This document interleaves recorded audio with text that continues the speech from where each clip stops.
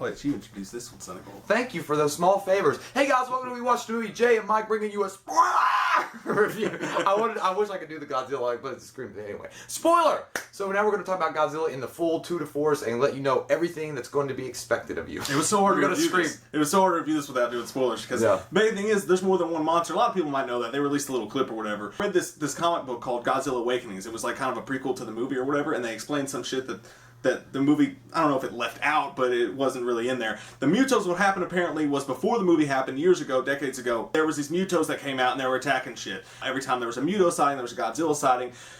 What ends up happening is we get them out into the open where they're fighting, and we nuke them all. And then it's like, well, Godzilla wasn't found, but he's believed to be dead. Right, and then, believed to be dead. It feels like you're giving a report. Well, that's what I read it at. It's like a book report. Yeah. Are we going to be testing on this? So then we go fast forward to this movie, and there's like a seismic activity going on constantly under the earth. They're all trying to investigate what it is. It's been going on for a while. And it's not like it's an earthquake because it's under the same spot. And it keeps spiking. But it's kind of like an earthquake, because back in '99 in the Philippines, there was what they pretty much called an earthquake, and they found the fossil of one of these giant-ass things. Yeah, it's like a seismic tremor, but it's under one spot, because it's under a nuclear so area. He's worried that he wants to shut down the plant, and they're like, no, money. And he's like, God damn it, Takami, we need to shut this shit down. With honor and respect. With honor and respect. So, Cranston's fucking awesome in this movie. He's going crazy on people. The tremors start happening. His wife dies, and he becomes obsessed with finding out why, because they tried to bury it. They said, oh, it was this accident, and it leaked all this radiation, and he doesn't believe it, but he's kind of like the crazy bum on the side of the street with a beard, like, just listen to me. He really does. He becomes completely obsessed after they shut him down, they throw him out, and they're like, we're covering this up. And we're covering this up, we're not going to let anybody know about it. And he's like, I have a right to know, my wife died and all this stuff. So he becomes obsessed and wants to reveal the truth that they're covering up. Because he doesn't know what it is, he just knows that there's something that they're not telling him. And so he becomes completely obsessed with this idea that they're hiding things. And he becomes disconnected from his son. And his son goes over, joins the army, living in the States. He's still in Japan.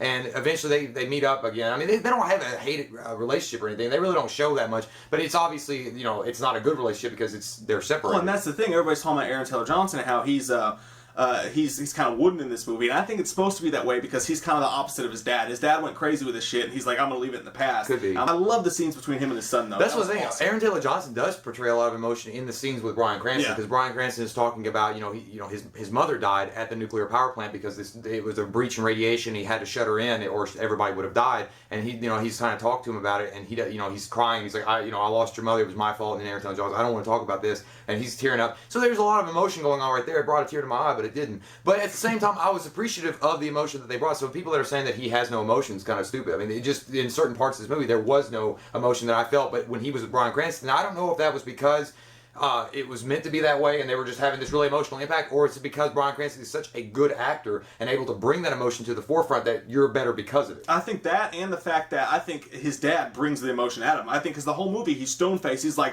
whatever it takes, get the job at hand, I'm going to save my family. I mean, he cares, but he's so focused and he's so just like low-key and like, one tone the whole time. But when he gets around his dad, you see, he starts to, he starts to be emotional and stuff like that. Well, because it's his dad. Yeah, he brings that out. And unfortunately, Bryan Cranston does die in this movie. He gets hit with one of those big monsters that's not Godzilla. What are their names? Mutos.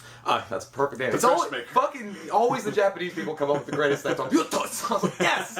I like that name. It makes total sense, even though I don't know what it means. But anyway, so Bryan Cranston does die, and he tells Aaron Taylor Johnson while they're on their airplane, take care of your family no matter what. No matter what it costs. So maybe that's why Aaron Taylor Johnson is got this determination about him that just doesn't portray as much of emotion, because he's just so determined to get back to his family and make sure they're okay and safe, and he's just doing the job at hand so he doesn't have to think about that at the same time. Whatever it takes. Whatever it takes. Let him fight. Yeah, but the first act with Bryan Cranston, like we said, he carried that first act. He was awesome. It sucks he died, because I would have loved to see him in the entire movie. movie. I wish he was in the movie more. But then we go over from that stuff, and like you said, there's a whole bunch of stuff. They're lying about what's over there because they don't understand it. And there's this Japanese doctor, and he's trying to figure out what the hell. So when you don't understand something, a scientist's point of view is poke it with fucking sticks. Yeah, I know. Why it's so stupid. Yeah. I almost started like, well, we didn't know. I was like, then why was it under a fucking cage and you feeding it nuclear radiation? You stupid shot. And it seemed so quick. He was like, kill it. And then they did all that shit, and people were still around. They're like, what the fuck, man? We're still here. And they shot the Wouldn't it'd be like our luck? It was like we got a job doing construction, making pretty good money, and then we're at the ones at the fucking at the end of the walkway, and they're like, close closed up. Was like, we're right here. I was like, how long do we have? Still here. You got 5 minutes. Like, well, we're fucked. Yeah, so they do all this shit, and I'm not 100% sure what was going on, what kind of test they were trying to do. That's all kind of. I don't think they were doing anything. I think they dug it up, and it was underneath of that nuclear power plant. It was causing that size. It was like an egg sac, so it was eating all that nuclear feed. Yeah. And they were just watching it. That's what it was. Well, they were afraid to do anything. They were like, why didn't you just kill it? They were like, we were afraid to because it sucked in all the radiation, and we thought if we killed it, it would let the radiation go back out. Because when Cranston and his son are going over there, he's got his radiation tester, which I wish he could just carry one of those around. I have one in my pocket all the time. Radiation, it's just like there's no radiation. He takes off his mask or whatever. But those scenes are really cool, and then all of a sudden the thing comes out, and I guess you'd be expecting normally like it's gonna be Godzilla, and it's this fucking weird Starship Troopers Muto looking thing, which I liked. They were scary. They did them really well. The special effects of the whole movie were insanely good. But at the same time, I wish they were a little bit more scary. Yeah, they're almost too just clean looking. They look like I guess the comparison I could draw, they look like praying mantis. Yeah. That's what, and one of them had wings and shit. That's pretty cool. And it actually spread its wing and it flew around. I was like, that's pretty neat. But the thing is, I was thinking the entire time I was watching when they were experimenting on this thing, and I was like, why don't you kill it? I was like, why don't you just fucking like flame torch that shit? And then I thought, because I was stupid, I was like, of course, if they flamed it, if they put a big old torch on it, it's right next to a nuclear power plant. I think that's going to ignite it. That's like saying, hey, I'm going to look at your gas tank. Let me see what the broken arrow. John Travolta's like, can we please stop shooting bullets at the nuclear warhead? Yeah, that's it. I was like, so that's why they didn't do it. But I mean, they could have done other things, but they felt like they needed to observe it. You know nothing good's gonna come of it though. It's this big giant egg sac that's going like it's normal. It's Let's like get as close as possible. It's gonna open up and it's gonna be chocolate bars for everybody. It's like nothing good's going to happen. Santa's secret stash. That's where he goes. Elves are in there. Yeah, so the Muto goes out and starts wreaking havoc on the city, and I love the Japanese doctor in this. I can't think of his name. Dr. Shirasawa or something like that. Yeah, but I always think it's sweet and sour, so I think it's Dr. Shirasawa. I love him in this movie, dude. From the first time they say when they're asking, he's like, "What do you think?" He's like, Godzilla. Well, that was badass when it comes to. And then the part where they go to him and they're wondering what to do, and they're like, "What should we do?" He's like, "Nature will rebalance itself," or whatever he said. He's like, "Let them fight." That was so badass. He should be in Mortal Kombat. I know, he was like a wise sensei that they went to for advice. He was like, nature has a way of balancing itself. I was like, I just want to like pray at your feet. It's like, tell me the wins. That's badass. But the weird thing about this movie is that they paint it as Godzilla's the good guy. I mean, they don't know that at first. The city doesn't know that at first, but Godzilla comes out when these things come out to save everybody, pretty much, to restore balance. And that's what I mean. Like when I said in the non-spoiler review, it was a monster movie. It's a monster movie. Like, and Godzilla is. If you remember Godzilla versus Mechagodzilla, Godzilla versus Mothra, he is the good guy. Like that, you know, that's exactly how they. Okay, and it was one of two ways they could have gone with it. They could have said, we're going to make a monster versus movie with Godzilla being the protector, or the not really a protector, but kind of the only thing, like the lesser of the two evils that's going to help the city because he's not there to destroy it. He just wants to kill these things. Yeah. And that's how they were going to make it. Or they could have made it where Godzilla was the destructive force only, and they were trying to stop Godzilla.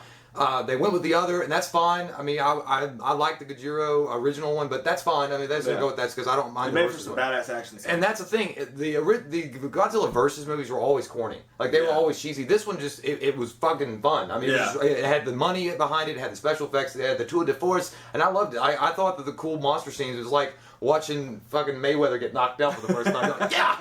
If that happens. If it ever happened, yeah. But yeah, no, and that's what happens. I mean, it goes through this long point where there's not really a lot of monster stuff going on. And they're trying to play out what it really is, for me, this movie's all about the solution to it. It doesn't have the backdrop as much of like the nuclear deposition where they're talking about. Like, there's not much politics in it. Yeah, there's not a lot of that stuff going on. There's a little bit of it with the doctor or the scientist and his watch or whatever, and he's like, please don't do this. And basically it's... But that almost kind of came out of nowhere. Yeah. Because it's like, you're not even talking about it, then he just gives, it's like, August 6th, 1940, it's like, Hiroshima. And it's just like, then he walks away, he's like, oh. It was kind of shoehorned in a little bit, but that was the whole, I mean, I guess what they're trying to go with is, hey, we made this mistake once, we did it this way once, and now we're paying for it. Again, kind of like the same thing, because we blew up Godzilla and these monsters once with a nuke, and the guy's like, just let nature work. Why do we always have to be like the big dog, we gotta go in and do our thing, and we're like, we're not just because when you have a nuclear warhead, it's like having the biggest dick on the block. You gotta show it off once in a while. But so, but that's their whole plan, though. Yeah, they want to take up, because these Mothra, I can't want to say Mothra.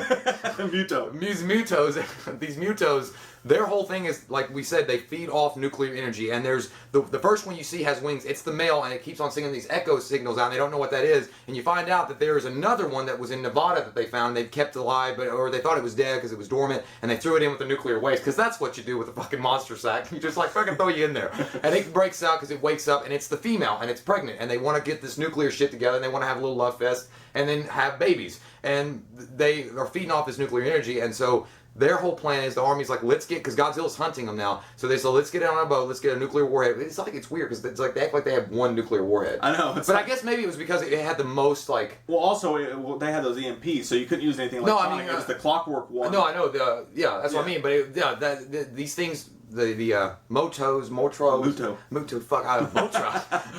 these Mutos, their thing is they do let this EMP shit go, so it shuts down all electronics, so they say, let's do this manual nuclear warhead, and then Godzilla fight these things and blow them up, because they said that the kiloton, this big giant initial blast will kill anything, because it'll make what we dropped on Hiroshima and Nagasaki look like firecrackers. Yeah. So, but the thing is, I don't understand that got me with the nuclear warhead is like, you're talking about now, like modern day. There's so many fucking nuclear warhead sites. Yeah. Why did these things just zero in on this one little nuke that they were... But unless they put so much nuke shit in it that it was just like, that's like the golden ticket. Well, I guess that was the whole point. They brought it to it. So they made it the closest one within their proximity. But yeah, that was the whole plan, is play fetch. We're going to throw this out there. You guys are going to go get it. So stupid. We're going to blow that shit up. But yeah. So, and then, of course, the doctor's like, let them fight. You know, that was so badass. But so all this stuff happens. And like I said, there's not a lot of Godzilla and stuff in the middle of the movie. And some people were upset with that. I was fine with the amount of monster fighting in it. Because when you get to the third act of the movie and they're there in the city together, it was just so badass. And they teased it a little bit, but as long as you end up giving it to us, I don't care if you tease it. Yeah, there's only one scene, like, chick is running away and they're trying, and all the people are panicking. You see Godzilla and he bites the one fucking monster, and then the door's closed, like, thanks. There's so many cool scenes, but because of that, you're like, oh, fuck, it's gonna be like that. But then when they finally do fight, when it's like ding, ding, ding, tam, I mean, it's like, it's there. It's ready to happen. And there's so many cool ass scenes, like there's one scene where Aaron Taylor John's laying on top of that bridge, and the Muto's right underneath him, man. I mean, it's right there. Like, the whole, they do a great job of showing the spectrum of, we're this big and they're this fucking big. They do such a good job of it, because he's laying on this bridge and this thing is right there, like literally looking at him.